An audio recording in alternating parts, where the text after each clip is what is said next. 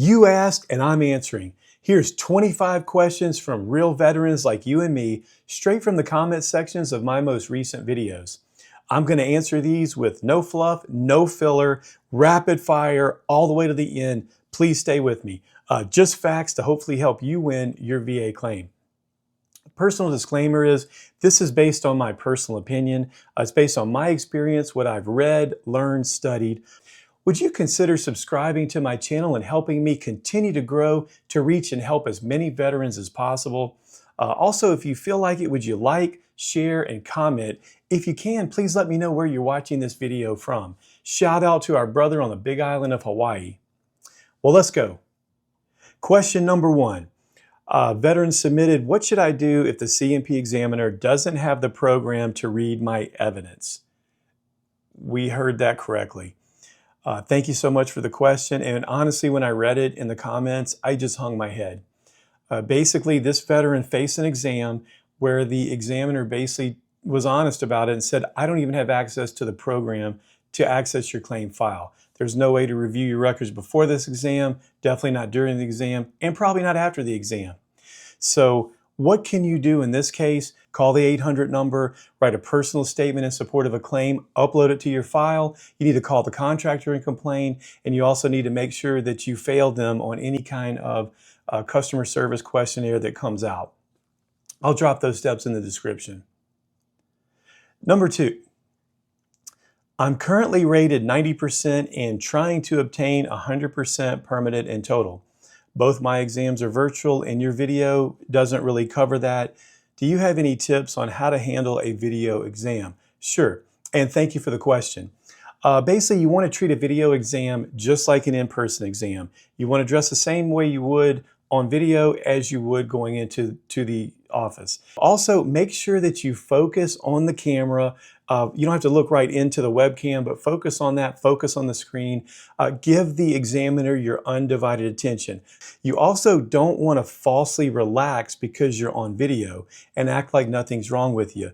And you're going to want to be vulnerable and have to really use your words to describe your actual condition, the impacts, and things like that. Question number 3, a veteran submitted, I have an exam scheduled with my primary care physician clinic this week. Should I mention anything about the fact that I'm trying to file an increase on my disability rating? My answer for you is it depends. If you're going to the VA primary care clinic, if it's anything like mine, absolutely not. I just got accepted for VA healthcare at the same time that I submitted my claim 2023 with the PACT Act. And when I did go to my VA primary care, I did mention it, and I could tell right off the bat they were not interested in helping me with that at all. But I also had a private primary care physician because I didn't have VA healthcare for 30 plus years. But I found my primary care doctor was very interested in helping me. Hope that helps answer that one. Question number 4. Well, I think I fell for the bait. What can I do now? If you remember in one of my videos, I talked about the bait to exaggerate. Sometimes the examiner will try to bait you to exaggerate your condition, and we kind of fall along with it, trying to please them. First of all, we've all been there, brother. We watch these videos. We try to get as prepared as we can. And then sometimes we just don't do as well as we hope we would. I've walked out of multiple exams thinking, man, I really screwed that one up. The main thing is don't let it throw you off. Stay in the fight. Think long game. That's how you have to think for the VA disability. Okay? And who knows, you may have gotten a favorable result. If not, what you may want to do is think about that supplemental claim where you can gather more evidence, more doctor's appointments, more tests. Whatever you do, don't give up. Question number 5, is it a good thing that I'm getting a C&P exam? In my opinion, absolutely. It means you're still being considered for this disability. In my case, it gave me a lot of hope. If you did submit a private DBQ and a Nexus letter, it may mean the VA wants their examiner to give their opinion as well. How long does it take to get approved after doing my C&P and TBI exams? In my experience, about 2 to 3 weeks after your last C&P exam. Question 7, all I need is a Nexus letter for IBS secondary to PTSD. I'm unsure how I do that. Is it going to take numerous visits to a random doctor? Do I just straight up ask, hey, I need a Nexus letter for IBS caused by PTSD? If you have a doctor you routinely see, you could ask to schedule an appointment specifically for a Nexus letter or a DBQ. Pay for the appointment, and even if it's one for DBQ, one for Nexus. If it's a random doctor, it may take more than one visit. If they're not comfortable yet learning of your condition, they probably will want blood tests, physical, things like that. In my opinion, that's the route I would take. I'm all into free, F-R-E-E, so that's the route that I would take before I would pay a consultant or someone else for an independent medical opinion. That's just me. Number 8, I just got my C&P exam for mental health scheduled. Is it normal to have my C&P exam at the VA hospital? It wasn't contracted by a third party such as QTC and etc. I did a little research for you, and it looks like about 15 to 25% of C&P exams are done in-house at VA facilities. I recommend that you treat it just like you're going to a contractor. Just remember, you're not going there like normal to be treated. It's an examination to see if you have that in-service event, current condition, and that link between those. So just keep that in mind. Be very vulnerable and understand from the moment you hit that campus to the moment you leave, you may very well be being examined. Number 9, a veteran asks, if you're 100% permanent and total, will the VA take care of all of your medical conditions, or is it just the ones you're rated for? That's a great question. I had the same one myself. It's basically, my experience has been they absolutely treat you for all medical conditions, not just the ones you're service connected for. Being 100% permanent and total will kick you up to priority group 1. That's the highest priority group available. Question number 10, didn't you need a Nexus letter? Asking me personally. No, actually I use my private medical records. As I mentioned earlier, I'm all about free. And so I didn't think I was going to get rated for anything by the VA. It had been 30 years.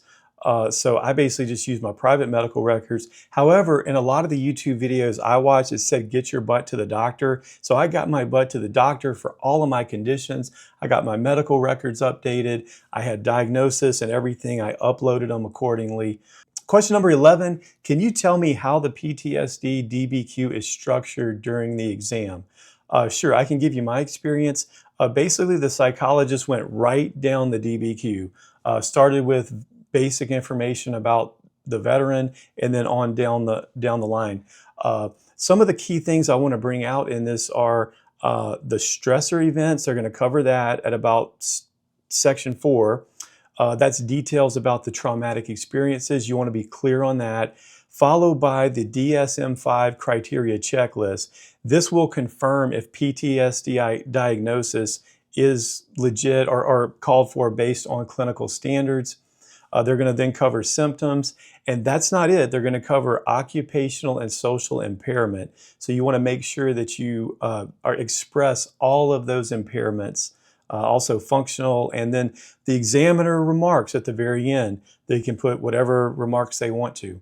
Question number 12, a veteran asks, how should I dress for my PTSD C&P exam? Hole in shirt, should I comb my hair, should I shave? Honestly, this is an awesome question, and I've heard a lot of veterans ask it. I even wondered it myself, but here's what I recommend. Dress like you normally would. Don't overthink it. Remember, don't exaggerate. If you do bathe every day, then you need to bathe. If you shave, shave. In my appointment, I dress like I normally do, like this. I also shaved, I was showered and everything like that. And I got rated at what I feel like was appropriate for my condition.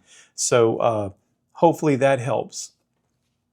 Question 13, how do I answer when they ask, how do you have PTSD? That's a great question. In some cases, you may want to say, hey, I've been to my primary care and they really suspect that I have it. In some cases, you've already been diagnosed for it through other means.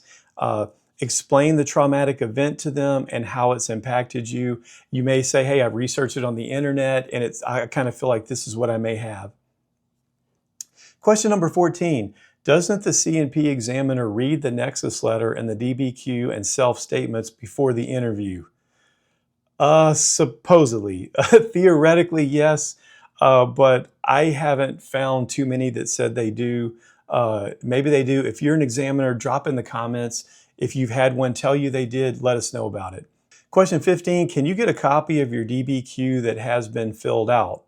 Absolutely. It's not quick. I'll just put it that way. We did have one brother in the comments, and thank you, sir, for letting us know in Denver you were able to go to the regional office and you literally got your completed DBQ. That's the only experience I've ever heard of that. If you've had it, please drop it in the comments and let us know how you did it.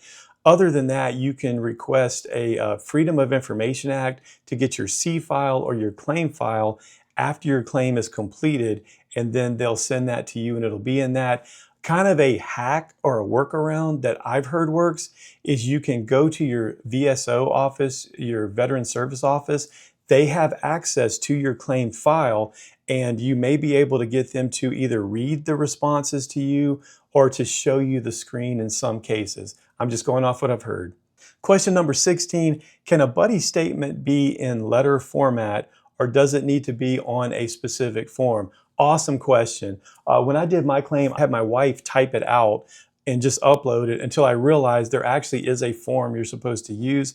It's the form 21-10210. I'll drop that link for you in the description. But yeah, it definitely needs to be on a specific form to upload. An extra hopefully value for you is look up togetherweserve.com and also vetfriends.com may help you locate some of those buddies that you've been out of touch with for, in our case, many years. Question 17, where can I obtain a copy of a DBQ so I can review the questions they will ask? And then also, where can I find guidance on what to respond to the C&P examiner when she asks me a question? I'll drop these links to you in the description. There's a public DBQ site where the VA has made them available to the public. Just search for the one that matches your condition. And also, I would encourage you, look at the 38 CFR, Part 4, Schedule for Rating Disabilities, match your symptoms to the rating criteria. And in a lot of veterans cases, even like my case, I went to veteransbenefitskb.com. It's an awesome website. It's got everything. I don't know who set that site up. It may have been former raters, but it is absolutely a gold mine. Take the time to study that one. Question 18, I wear a mask to not cough or breathe on examiner. Is this good or bad? I think it's fine if that's what you normally do. If you don't normally wear a mask, they may ask you, do you normally wear a mask? If you can honestly say yes, I think you're fine on that. But if not, it could be taken as you're exaggerating. Question 19, what is your advice on going to a C&P exam for TBI, traumatic brain injury? Basically, you want to describe your symptoms clearly and consistently. Don't minimize or exaggerate. And then they're going to have some sections on cognitive, emotional, behavioral, and physical. So expect some detailed questioning and testing in that exam and be prepared to discuss. Interestingly enough, if you've had a traumatic brain injury, how good sometimes can we be at discussing those things? It's just a thought I had, but do the best you can. If need be, bring somebody with you. Question number 20, what if they ask you, why do you feel your GERD is military related? Focus on the in-service event, the illness, and the injury that you believe caused it. And in a lot of cases, GERD seems to be secondary, at least from what I've heard. So in that case, you want to make sure that you can connect it to that condition that is a primary service connection. Question 21, so I have 0% service connected for one of my claims. There's record on file. I've been out for 2 years. What is the best way to file and fight, at least get something out of it? You've got the 0% rating, so basically that means 0% compensation. So what can you do? Well, assuming your conditions got worse, which I'm assuming it has since you asked this question, what you want to do is make sure your medical records are up to date. You have exactly what the rating criteria is from 38 CFR, and basically you can clearly explain that increase in symptoms, frequency, impact to work life, home life, social life, daily life. And so file that supplemental claim, or I guess you could file for an increase, and just make sure you have that updated information on your current diagnosis. Your Nexus link is already there if you're service connected. Question 22, so how do you know what they are evaluating you for? I'm assuming this is for a C&P exam. On the letter that they give you, they're going to tell you, sometimes what the exam's for, but here's what I did. In some cases, I looked up the medical practitioner and saw this is an audiologist. I guess we're on hearing and tinnitus on this one. And in some cases, I called the contractor. And I asked them, hey, I got this exam. There's no information. Could you tell me what it's for? And they would say, well, it says general exam. I said, yeah, but I don't know exactly what it's for. And so they would dig a little bit deeper, and they told me, hey, it's plantar fasciitis, it's IBS, it's sinusitis, rhinitis, and I got all my stuff written down so I could be prepared. There is a way to find this information out. Just stay at it. 23, a veteran asks, why do I need a C&P exam when I have a DBQ and Nexus letter? Should I bring up my Nexus and DBQ in my exam and have them look at it, or say it's documented on my Nexus and DBQ, or say nothing to them at all? So why do you need a C&P exam? If you submitted a private Nexus and a private DBQ and you still get invited to a C&P exam, from the best research I have, what the VA is saying is they want their own examiner to take a look at that, and they want to have them opine on it. So, but here's the thing. A 50-50 tie is supposed to go to the veteran. What I recommend you doing is go to that exam and make your case, and you can definitely point to this documentation, bring a hard copy with you, ask them even if you could read it, but I would definitely do that. 24, what if they lie, it's the examiners, and say I was inconsistent when I wasn't? How do I fight that? Well, it sounds like by the time you've gotten this file, your claim may be closed. It's too late to request an emergency re-examination. In this case, what you could do is you could appeal it. If you can prove they're wrong, you could do a higher level review. I've heard a lot of the informal conferences are going pretty well these days. Or you could even file a supplemental claim, gather some more information, make your case, and do it that way. Hope that helps on that one. And number 25, is a Zoom meeting good for PTSD C&P exam, or is in-person better? I did a little bit of research on this, and it looks like they are still doing in-person PTSD and mental health exams at the VA. So from what I've seen, the in-person is going to be a little bit better if you can do that, because it's a little bit better for you to make your case. They can see your whole body responses. But a lot of us, like myself, we ended up getting a virtual C&P exam. Just follow that advice I gave a little bit earlier. Just be dialed in and be focused, and treat that virtual just like it's an in-person exam. Would you consider subscribing to my channel and help me continue to reach more vets? Please like, share, drop a comment, let me know where you're watching from, and I'll see you on the next video.